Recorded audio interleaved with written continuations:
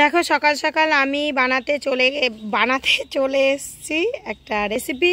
তো এই দেখো বুঝতেই পারছো কি এক্ষুনি আমি এই যে দেখো তাজা একদম তাজা কাঁঠালটা সায়নকে দিয়ে আমাদের গাছ থেকে পাড়ালাম। তো ভাবছি যে কাঁঠালটা তো মানে কুয়া হয়ে গেছে, তো খেতে কেমন লাগবে, এরকম কাঁঠাল খাইনি। তো আজকে তাও খাবো। এবারই লাস্ট মানে কাঁঠালটা মানে লাস্ট এবছরের। তো ভাবছি যে না, গাছ থেকে টাটকা যখন খাওয়া যাবে তো কেটে নিচ্ছি। দেখো এই দেখো অর্ধেক কাটা হয়ে গেছে, তখন ভাবলাম না বন্ধুদের সাথে শেয়ার করি, তার জন্য ভিডিওটা শুরু করলাম। অবশ্য করে তোমরা প্লিজ দেখে নিও, আর যারা নতুন দেখছো অবশ্য করে আমার চ্যানেলটিকে সাবস্ক্রাইব করে নিও। তো দেখো কাঁঠালটা কেটে নিয়েছি। যে এই কাঁঠালের বীজগুলো আমি দিচ্ছি না, কেন বলো তো, শক্ত দিলে কিন্তু ভালোই লাগবে, কিন্তু ওপরে একটা এর আস্তরণ আছে, ওটা কেটে দিতে হবে। তো সেটা এখন মানে ওটা ছুলে দিতে হবে, তো সেটা ছুলতে এখন অনেক টাইম লাগবে, তার জন্য ছুলছি না। আর বটিটা দেখেছো, বটিটা খুব ধার, ছুলতে গেলে হাত যদি কেটে যায়, তার জন্য কাঁঠালের বীজগুলো দিচ্ছি না। এইভাবে আমি কেটে নিচ্ছি। তো আমি কাঁঠালটাকে কেটে নিই। এঁচোড়টা কেটে নেওয়ার পরে এই যে এসে একটু ভাপিয়ে নিচ্ছি, বেশি ভাপাবো না, কেন এখনকার এঁচোড় খুব না ভাপালেও সেদ্ধ হয়ে যায়। তাও একটু এই গামলাটায় করে চাপিয়ে দিয়েছি, একটু মানে একবার ফুটবে তো নিভিয়ে দেবো। তো ভাপিয়ে নিই এটা। এঁচোড়টা সুন্দর করে ভেজে নিচ্ছে। এর আগে দেখলে গ্যাসে আমি এঁচোড়টাকে বয়েল করে নিয়েছিলাম হালকা।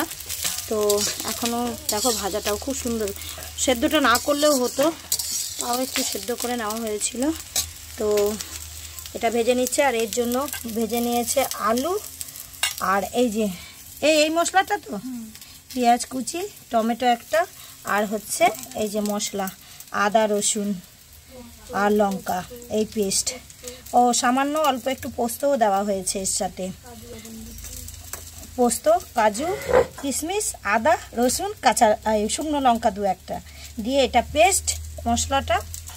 আর এগুলো এবার ভাজার পর এটা তুলে নিবি। তো আজকে রান্না করছে আমার ভাইয়ের বউ, তার জন্য আমি বলে ওকে জিজ্ঞাসা করে করছি কী করে রান্না করছে। তো এটা ভেজে নিয়েছে, এবার তুলে নিয়ে তেলে পেঁয়াজটা টমেটোটা দিয়ে তারপর মশলা দিয়ে কষাবি, তাই তো। তো দেখো ভাজা হয়ে গেছে, গরম হয়ে গেছে। তেল গরমের পর দেখো কি ধোয়া এসেছে। তেলের মধ্যে ফোড়ন দেওয়া হয়েছে, দিয়ে আলুটা দিয়ে দিয়েছে। বাপরে বাপ, এত গরমে আমি বাইরেই চলে আসলাম। দেখো এই দেখো মশলাটা দিয়ে দিল, এবার কষিয়ে নেবে। একটু কষানোর পরে তারপরে দেবে এর মধ্যে এঁচোড়টা। তো কষানো হোক মশলাটা একটু, তারপরে আবার দেখাচ্ছি। আলুগুলো দেওয়ার পরে তারপরে দিয়েছে পেঁয়াজ টমেটো, একটু ভাজা হয়েছে। এবার নুন হলুদ সামান্য একটু লঙ্কার গুঁড়ো দিয়ে এটা ভালো করে কষিয়ে নেবে। কষানোর আগে তখন এঁচোড়টা দেবে।